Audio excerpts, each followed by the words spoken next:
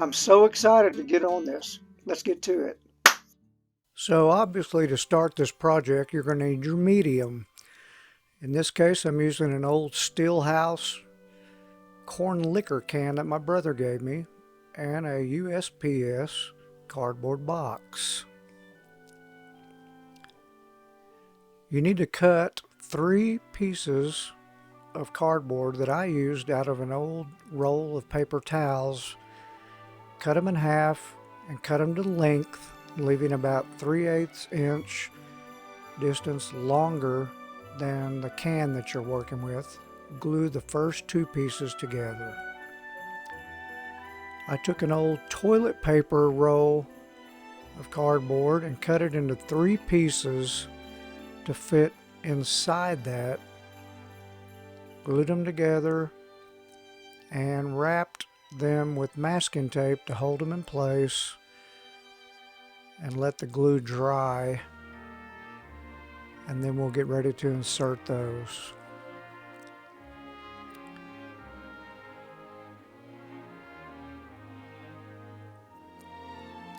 While you're waiting on those to set up, take a piece of mild grade sandpaper and sand the entire can.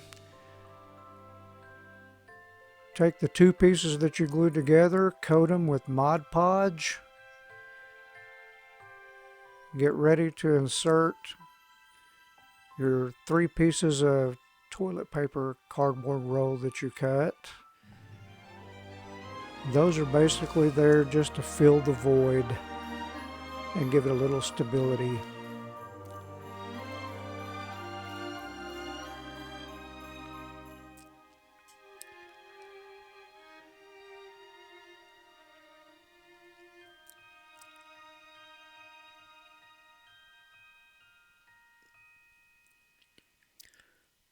Let those dry. Once they're dry, wrap masking tape around the back side. You'll see why in a minute. And coat the whole inside of that with a healthy layer of the Mod Podge adhesive.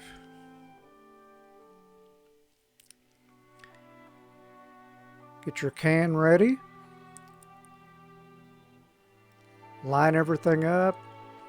Push it against the edge of the can that you want to be the backside or the binding for this book flask, and use the masking tape to hold it in place for good adhesion and setup.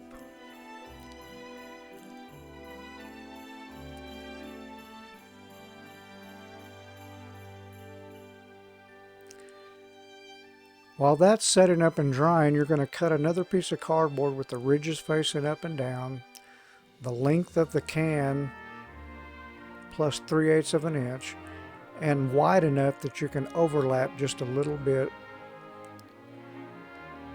Use the same process. Use a healthy amount of Mod Podge. Coat the piece and stick it into place on the front. You don't have to remove the masking tape later. All of this is going to be covered up anyway.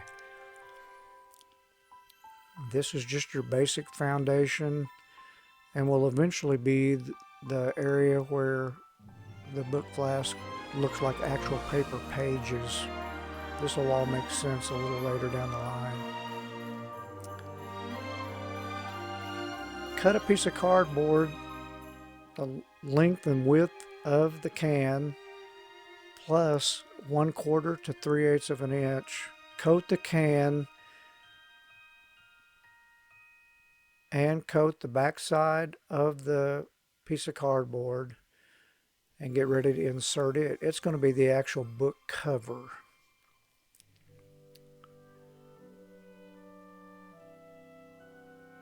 Set it in place and line it up with where the book binding that you just put on is sitting, and hold it down. I always add a little bit of masking tape on the back edge just to make sure you get a good stable area and good adhesion. On the other side of the can, you do exactly the same thing. Cut your piece of cardboard, coat the can with Mod Podge,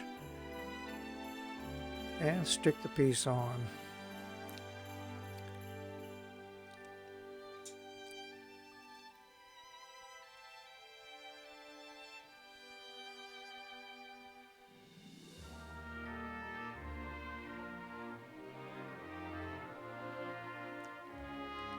Now that you've got your two pieces on there, I always take a little extra tape and go around the top, squeeze it together, tape it down, and what the heck, let's do a piece on the bottom too. It's all about adhesion.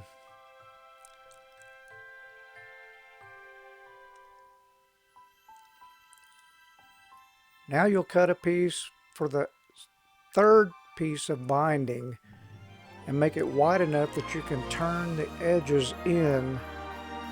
You're going to take your hot glue gun, run a bead of glue down that inner edge and press that together. You'll notice on standard books that the binding always has a little bit of a lip around each side where the book cover meets. This is all just for realism. I set mine up with little clamps so that I could concentrate on this. The front edge of the book, you want to run a bead of glue down each side just to ensure that you get adhesion there. You don't want anything coming apart. Run a bead up the middle, and you're going to put one more piece of cardboard in that position right there.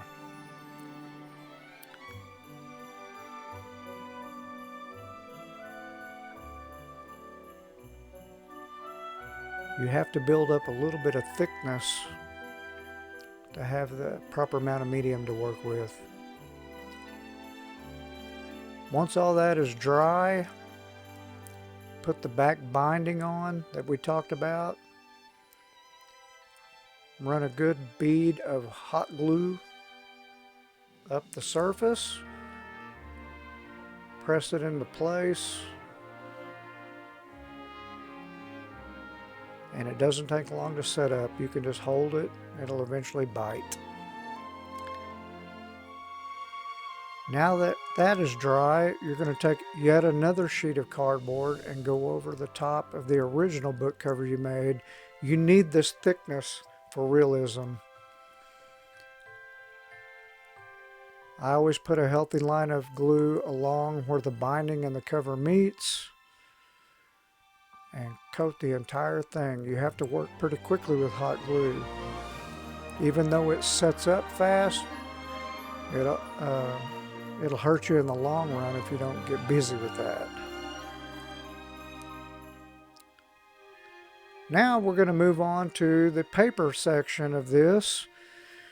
Take a piece of paper sack, cut out around your spout, add a healthy amount of Mod Podge on top of the can, and get ready to rock and roll. The paper sack needs to be larger than the place that you're dealing with, just for sake of rolling that edge over the top of the cardboard, because you want to make sure you get good coverage over the edge of the cardboard so nobody sees the honeycomb edges of the cardboard itself. Let the brush do the work. Push it into the corners. Try to get good square edges. It's all about aesthetics.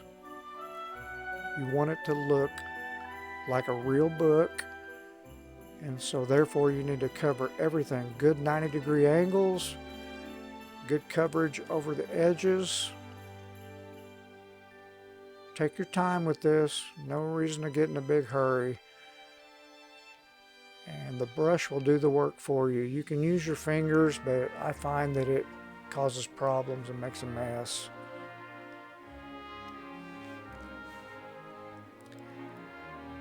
You keep working your way around, and when you find a curve, as in the case of this where you've got the back of the binding, you can coat everything down, and then I coat the actual piece of paper on one side with glue to make sure it's extra wet, and it tends to conform a lot easier.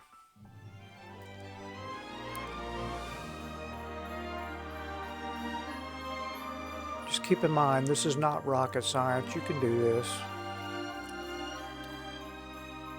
Push the brush into the corners of the curve. Work your way around. If I can do this, I'm sure you can.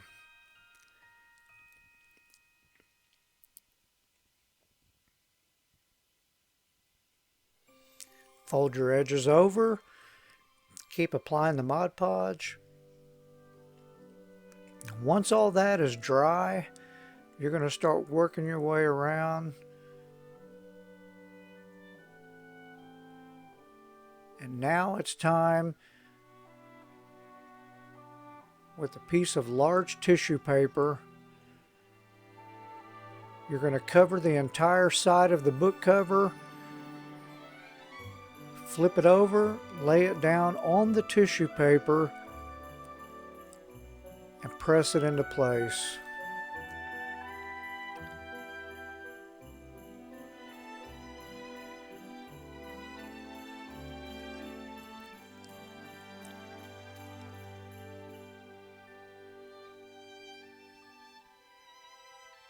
After you get it pressed into place, flip it over and gently massage the tissue paper onto the area that you Mod Podge, but be careful because that tissue paper will tear pretty easily.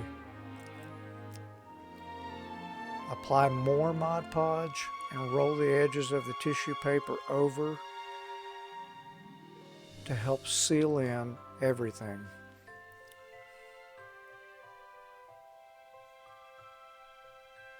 I know this seems like a lengthy process, but God is in the details, and this makes a huge difference.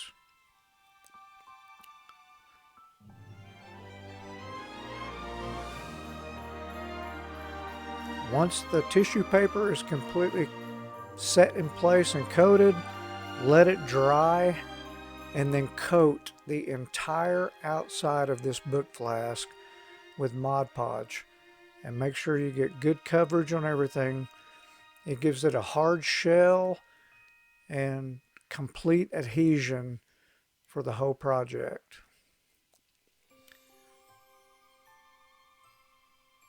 Things are coming together.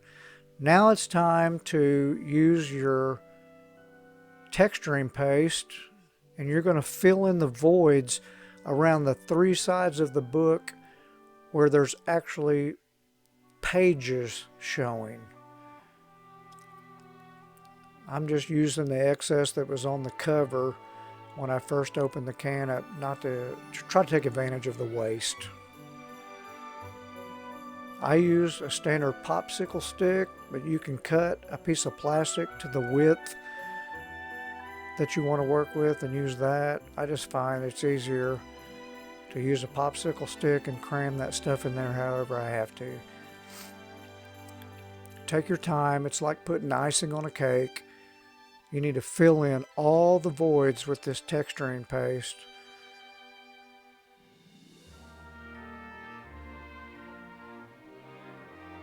Stick with me. We're going to make this work.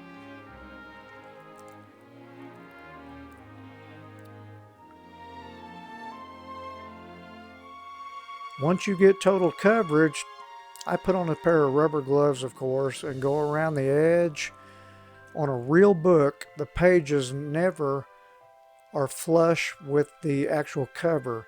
So you need about a 1/4 inch distance between the actual book cover and where the pages are. I work my way around, wipe off all the excess because it'll make your sanding process harder later on. Once that sets up a little bit, you want to move on to the front side. You're doing the same exact process, filling in the void. This texturing paste has the feel of drywall mud, and it takes a little bit to set up, so you got a little bit of time to work with it. fill in the gaps, smooth it out as best you can, and as it starts to set up, you're going to notice that box knife on the left hand side. That's what I use to scratch in my lines as it starts to set up for the look of pages.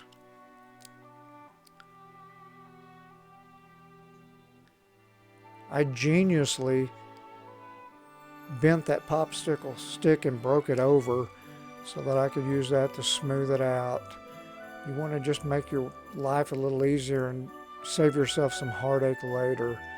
Once you get that set into place, wait a few minutes till it starts to set up, and you can scratch your lines in for the pages, and make sure that you take your time on the areas where two corners meet, because you want total coverage. You don't want any cardboard to show.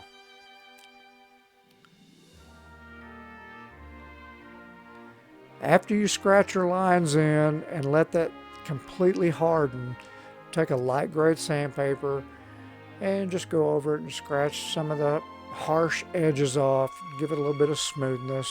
It'll just be aesthetically pleasing later on. I didn't show this on video, but I covered the entire book with black acrylic, flat black acrylic. I prefer to use the Apple Barrel brand from Amazon. I'll leave a link below. Let that dry. Then you're going to completely coat the entire book with some more of the texturing paste. It's a tedious process, I know, but it's important. Once it's completely coated, and I don't think I showed it on video, but take a piece of plastic or an old credit card and rake down that entire surface and make it as smooth as possible before it sets up and dries, just to make your sanding process easier later down the line. And don't forget to roll over on the edges of the actual book cover itself a little bit. When you're sanding, you don't want to be sanding directly on cardboard. You're better off. Now that that's set up, dried and sanded, we're going to get started with the clay, and this is where the fun starts. Take a healthy amount of the air dry clay, start pressing it out. You can use an old plastic bottle, a can, a roller like you use in baking. I chose to use a small dowel rod and start rolling it out. You need about an 1/8 inch thickness on this, because the air dry clay dries slow anyway. If you go any thicker than that, it just takes forever. Once you get the approximate size that you want, by rolling and rolling and rolling, that's going to go on the outer cover of the book flask. Measure side to side, top to bottom, and then transfer that over to the piece of clay that you cut. And FYI, I use the end of the tape measure to scratch a line in for the width and length that I need, and then finish off the process later with my razor knife.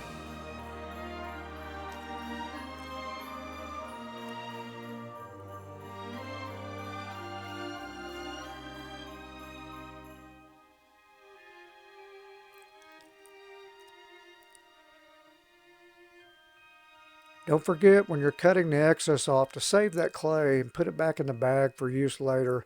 There's no sense in just wasting it.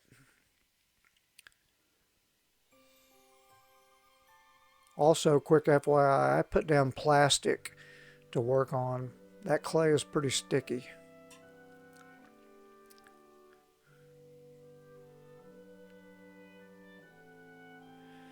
You transfer your piece of clay onto the book cover, line it up, and ensure that you don't have any overhang. If you do, this is the time to go ahead and take your razor knife and cut off the excess.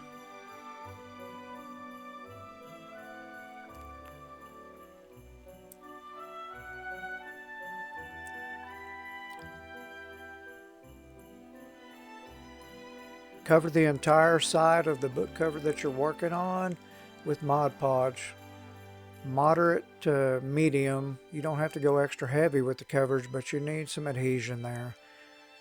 Once you get your piece set into place, you can kind of massage it a little bit. I'll show you more about those page details here in just a minute. I chose to go with a very rustic look. I wanted that cover to look like it was rolled back and dilapidated from age. This is your project. You do what you want with it. But you'll notice I'm massaging that cover onto the piece, and it also adds a few dimples to give it a little bit of an aged look. While that's setting up, I'm going to move on to the back cover. Go through the same exact process. You massage your clay out with your roller and keep kneading it until you get the size that you want. I slip the back piece on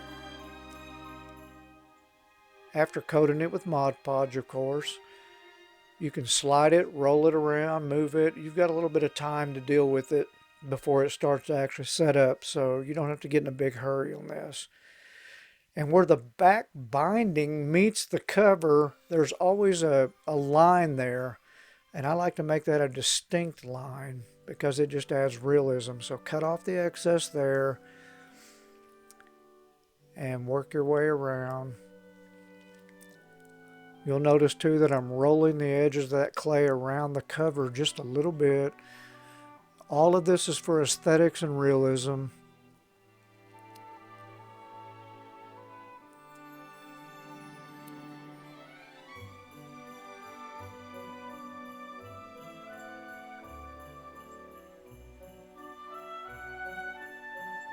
Of course, by now you can tell I went with a pirate theme on this, and I want this to look like an aged old book that's been on a ship for 1,000 years, and so I'm rolling the edges of the cover back to make it look like the salt and the weather and the wind has just dilapidated this piece. When you're doing your piece, you do it the way you want to. The sky's the limit with this clay. I did a simple Google search for antique book page images, and believe it or not, I came across an actual pirate code that I didn't even know existed. I copied it off on standard copy paper on a standard copier at work and cut it to fit, and this is where it gets really fun. This is how I got the look of dilapidated pages showing through the cover. You pick a spot on the page where you're going to have it showing and cut it, and you just keep trimming until you get the fit that you want.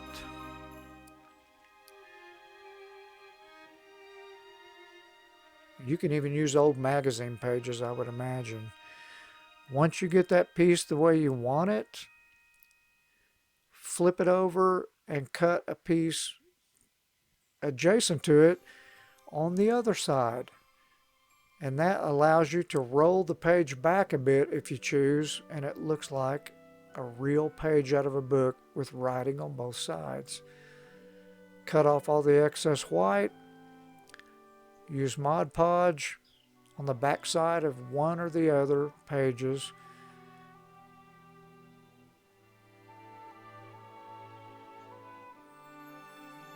You line it up, press it together, smooth it out, and voila, you've got a back and front printed page. And then, as usual, you always want to cut any excess white that you see showing. It's all about aesthetics and realism.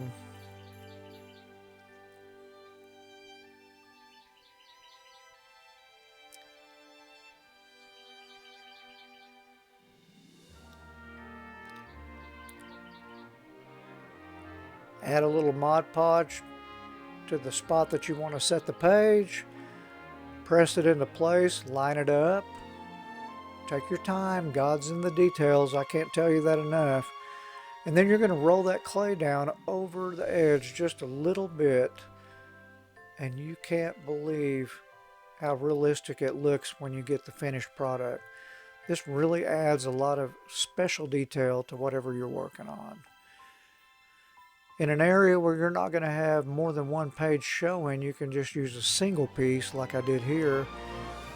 Coat it with Mod Podge, put it in place, roll your cover over,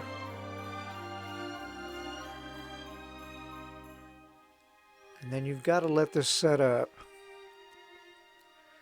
I stupidly got in a hurry and started working on the back side before the front side was completely set up and dry.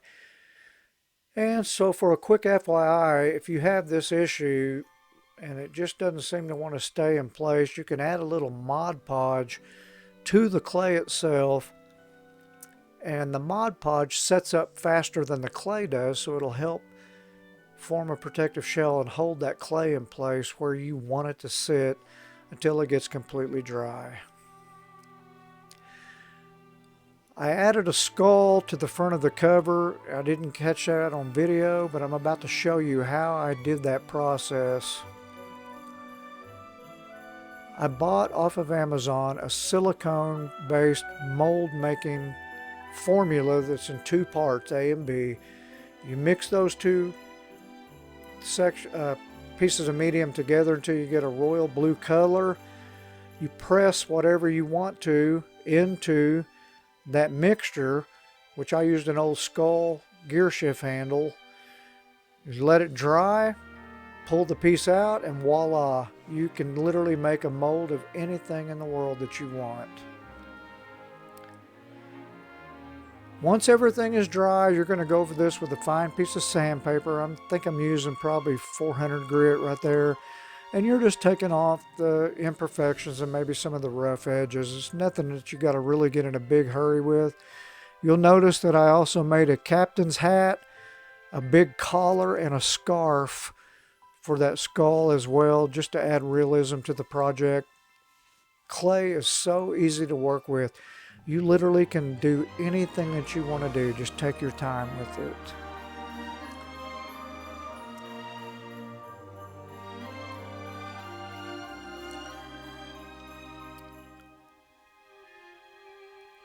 Now it's time to work on the back side. This being a pirate theme, I wanted to add a big anchor to the back cover. Don't be afraid to add water to your clay. It's really sticky to begin with, and the water helps it to become more pliable and malleable and a little easier to work with. I did another search for boat anchors on Google. I copied a picture off so that I could have it to look at, and I started kneading the clay out for the piece that I wanted to turn into an anchor on the back of the cover.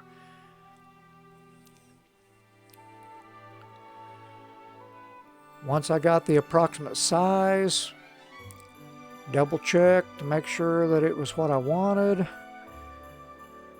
Looks good to me.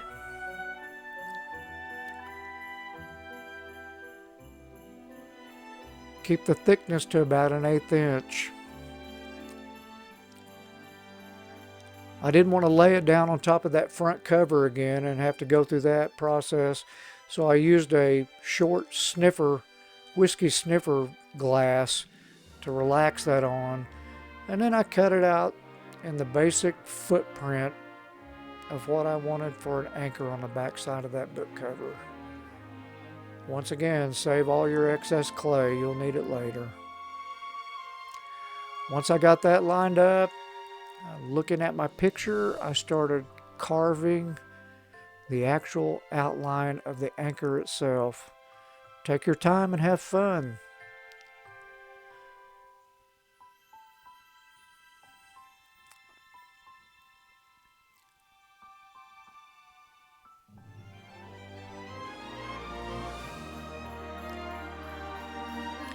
Once I had the basic cutout for the anchor and double checked my size, I set it to the side, covered that entire book cover area with Mod Podge yet again.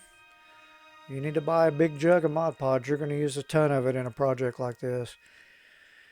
And once I had decent coverage, I set the anchor in place, line everything up nice and straight.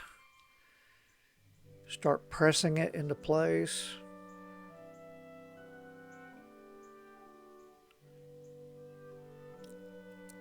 I started pinching that anchor to a point to give it a three-dimensional look and a sharp edge on the top, and it really added realism to this particular project.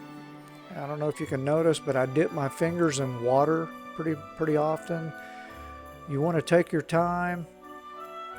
Moisture is not going to hurt this because it's all eventually going to dry anyway, and that makes that clay so much more malleable and easy to work with.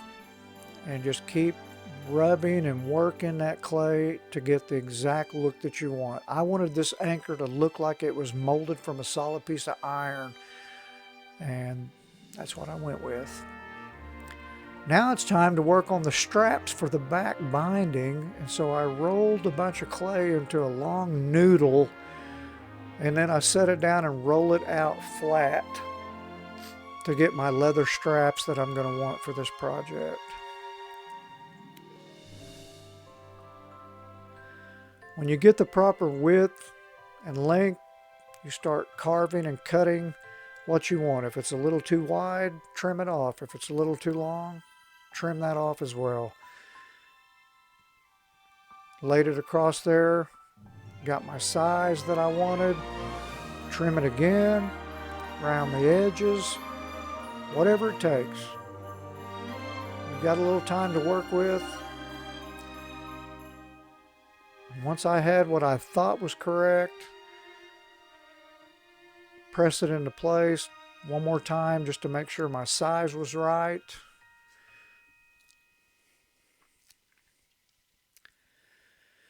Once I was confident with that, coat the area with Mod Podge and get ready to insert the clay on top of what's already there.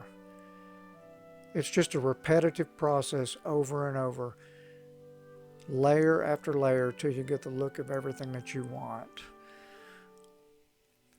Set the strap in place over the Mod Podge, press it in, not too much pressure but enough to make it stick, and then you start smoothing up your edges, and you want it to look as real as possible.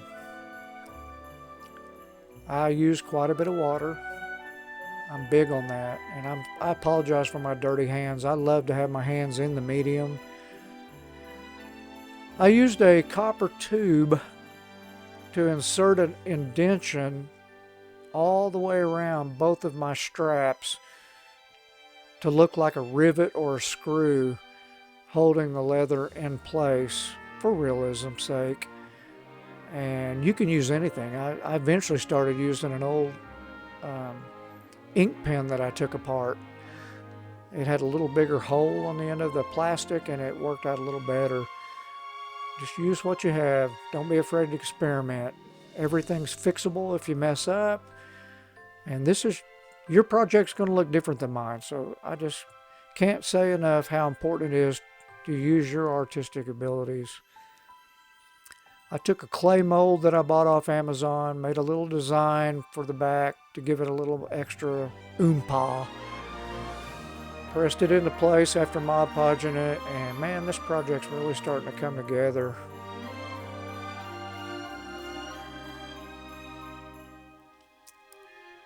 I used a piece of junk jewelry on the top of the cap, as you can see too, to give it a little splash of flair. The next day, after everything was dried nice and hard, I took a good look at this thing, and man, and I found a couple of metal earrings out of my wife's junk jewelry, bent it to fit the binding and stuck it in place too, and that is going to really look cool at the end. We're ready for some paint, I think.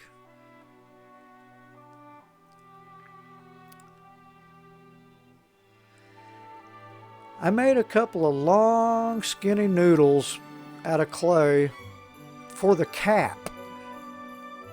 And once I got all that stretched out the way I wanted it to, I twisted it together like a rope or a chain. I'm just experimenting here. I fly by the seat of my pants a lot. I thought, hey, I'm going to try this and see how this looks. Once I got the clay put together, I coated the outside of the cap with Mod Podge, and a day or two earlier I had covered that with paper as well. Stuck that clay rope on the cap all the way around, and that's what you're left with. Now it's time to cover all of the page areas that I had inserted in there with masking tape to keep them from getting any paint on them while I get ready to cover the outside of this. And I also used another clay mold to make a little small chain design to go up each side of the book binding, and it looks freaking cool. Once again, apple barrel, flat black acrylic. You got to coat everything, even up underneath those areas where I made it look dilapidated and curled back. You need total coverage no matter how hard it is to get to, because you don't want any white showing later on. It's all about aesthetics, and I can't tell you enough. God is in the details. Take your time if it takes 2 or 3 coats.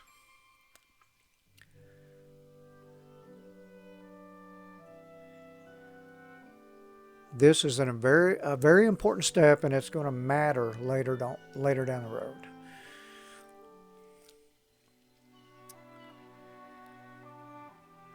Then once the black dried, it's time to coat the outside of this book with the fun stuff, and I went with a rich brown. I took apple barrel basic brown, mixed in some of my black, and got this rich brown color because I want this to look like an old beat up leather book.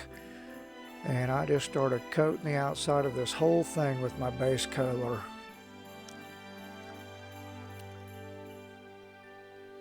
I left my stamp and the skull black on purpose because I'm going to cover those up with gold, and I wanted a little bit of the black to show through. I didn't want brown.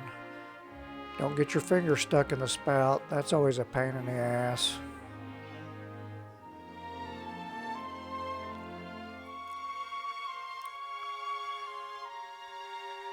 While that was drying, or after it was dry, I coated the outside of the area that's going to actually look like book pages with a cream color, because white wouldn't be aesthetically as pleasing or aged looking.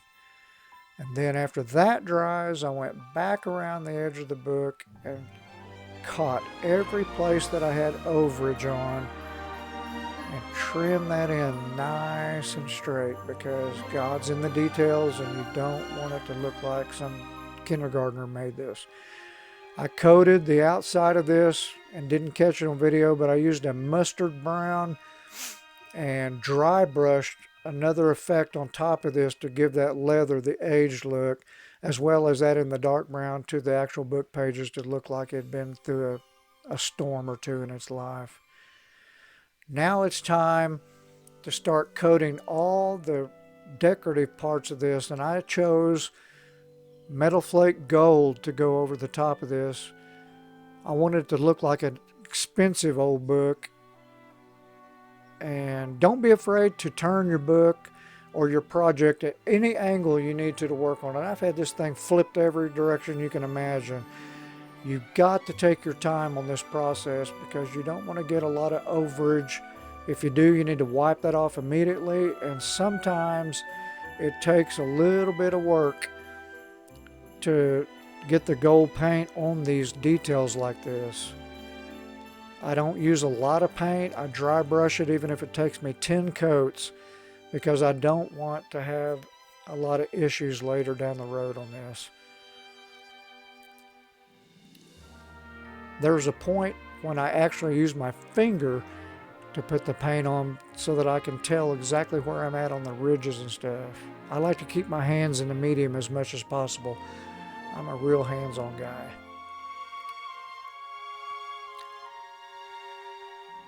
Once I got done with everything else, the final thing is my stamp, and I stamp and number each one of my pieces Not only because I'm proud of them, but because if I choose to sell these, I want them to be numbered.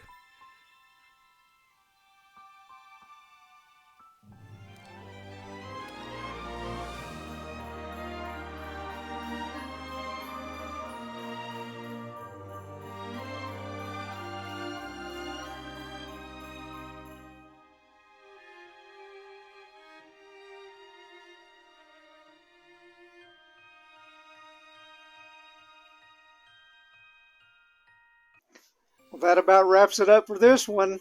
I hope you enjoyed watching as much as I enjoyed making it. I truly love to make these videos. I love all of you.